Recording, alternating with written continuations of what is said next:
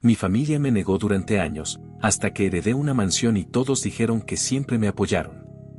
Durante años fui la sombra en las fotos familiares. Literal.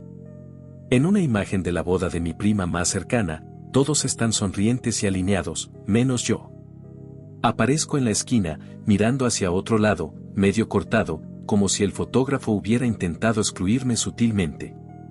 Esa foto, más que cualquier palabra, representa mi lugar en la familia, presente pero incómodo, tolerado pero jamás celebrado. Me criaron como si fuera un favor que podían cancelar cuando les diera la gana. Lo supe desde chico. A mi madre le costaba tocarme sin mirar de reojo a mi tía.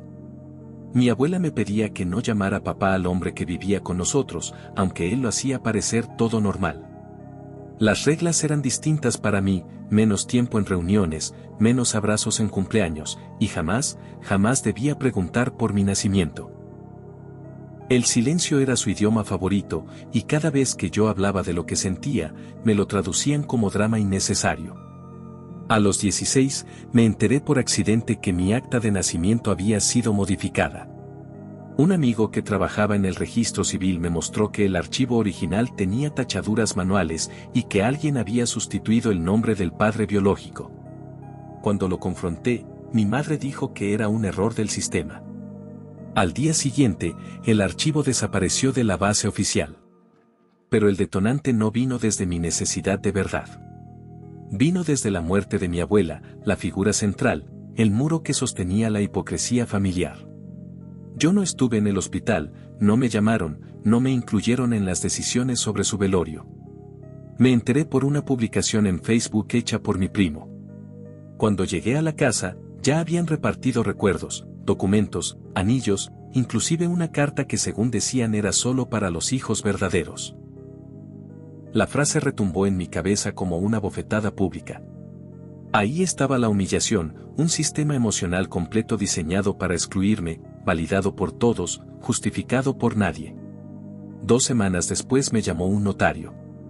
Mi abuela había hecho un testamento secundario, no reconocido por la familia, donde me nombraba como único heredero de su casa ancestral, una mansión que llevaba el apellido familiar grabado en la fachada. Según el documento, lo hizo porque había visto la manera en que sobreviviste a pesar de nosotros. Una frase. Una sentencia. Una rendición tardía que nadie vio venir. El notario me dijo que tenía que presentarme a una lectura formal, y que según el protocolo, todos los involucrados tenían derecho a escuchar la cláusula completa. Así que ahí estaban, mis tíos, mis primos, mi madre. Todos sentados, esperando que se dijera oficialmente que yo no iba a recibir nada. Y entonces, a mi nieto, cuya existencia fue negada por años por mandato y miedo, le dejo la propiedad que representa el secreto que todos callaron. Que viva ahí, si quiere. Que lo demuela, si puede. Pero que no olvide que la casa fue construida sobre su nombre robado. El silencio fue insoportable. Una de mis tías se levantó gritando que eso era ilegal. Otro tío dijo que debía haber coacción. Mi madre se cubría la boca. Nadie se lo esperaba. Nadie pensó que una mujer que los manipuló durante décadas dejaría todo, a mí. Los días siguientes fueron surrealistas. Me llamaban para reconciliarnos. Me invitaban a cenas que antes me excluían. Recibí cartas donde decían que siempre te hemos querido aunque no supimos cómo demostrarlo.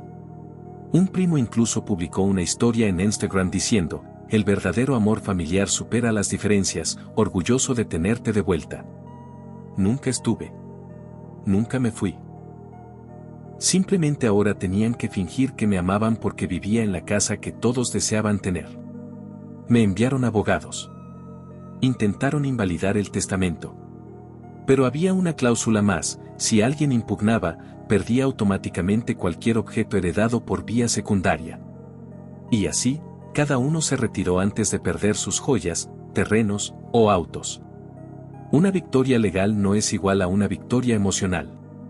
Así que decidí hacer algo más. Tomé el testamento completo, con nombres, fechas, cláusulas, y lo publiqué en redes sociales. Sin editar. Sin disfrazar. Sin proteger a nadie. La publicación explotó. Miles de compartidos. Gente comentando frases como ¿cómo puede existir este nivel de crueldad en una familia? O me recuerda a cuando mi tío dijo que yo no era suficiente para usar su apellido. El apellido familiar se volvió sinónimo de vergüenza digital. Y yo, por primera vez, era alguien. No por la mansión. No por la herencia. Sino por la verdad que nadie pudo enterrar. Lo que viene a continuación, sin embargo, no es una historia de paz. Porque cuando se publica la verdad, surgen otras. La carta de mi madre estaba incompleta. Y faltaba una página. Esa página apareció en una caja de seguridad oculta en el sótano de la casa.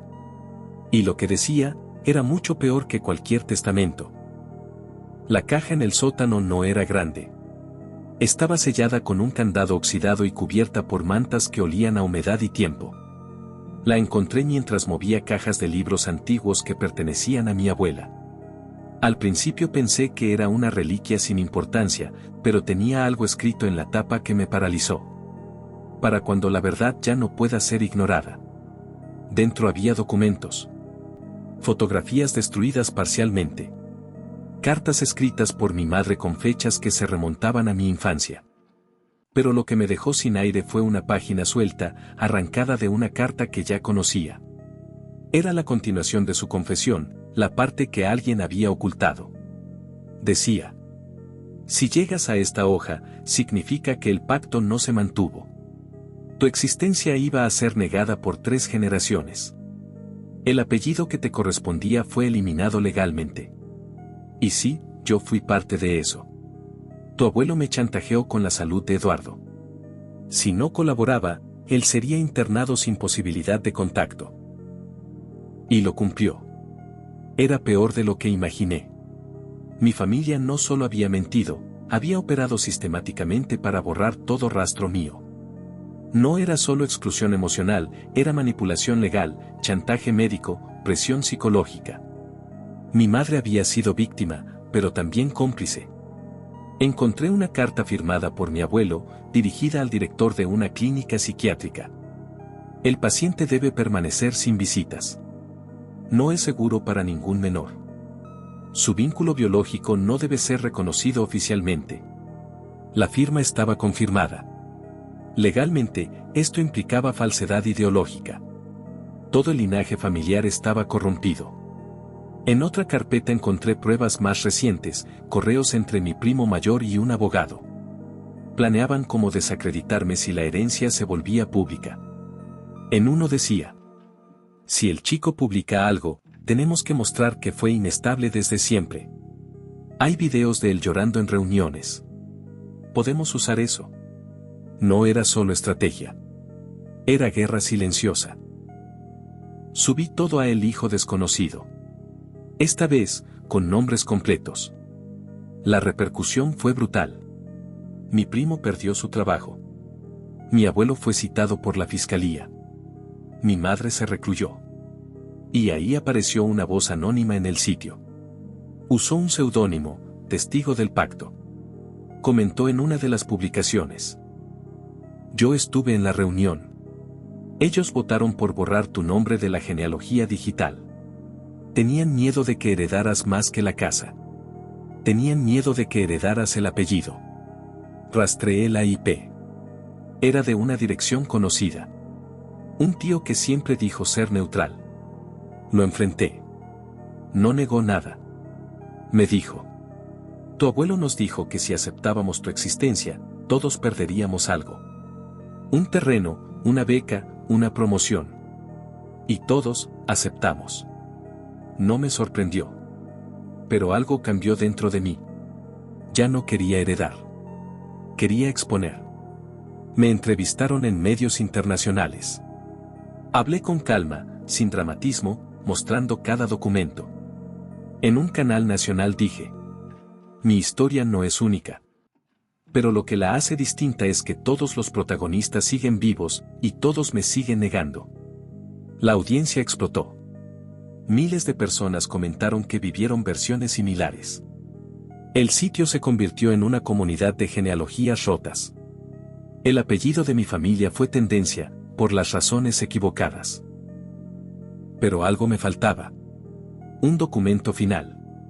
Uno que cerrara la historia. Y lo encontré semanas después. En el archivo digital de la clínica donde estuvo internado Eduardo. Era una carta que él escribió, pero nunca envió. En ella decía: mi hijo existe. Sé que su madre fue obligada. Sé que su familia lo ocultó. Pero si alguien lee esto, que le diga que un apellido no define a un hombre. Ni el suyo, ni el mío. Lloré. Otra vez.